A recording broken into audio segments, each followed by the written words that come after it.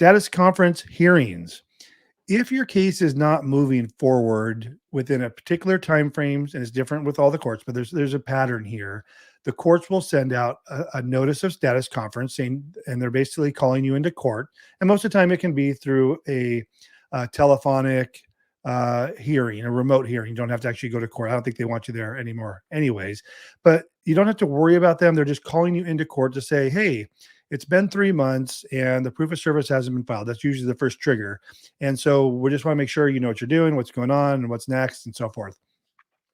Um, where I noticed, so I had two clients get those today because they're just being a little slow in the and getting me the information in the process, but we did file. I think this one was in July.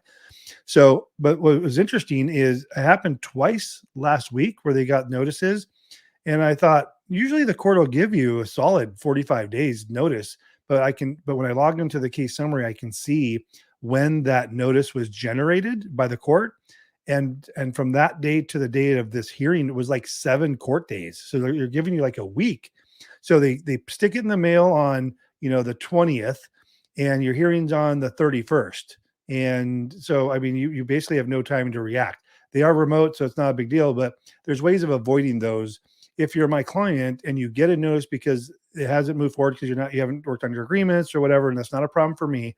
It's not really a problem for the court. They just want to know what's going on and why it's not moving forward. So just keep an eye out for hearings. Like, I don't represent you. I'm the neutral third party. You guys are self-represented. So any notices that go out directly from the court that's not filed by me go directly to you.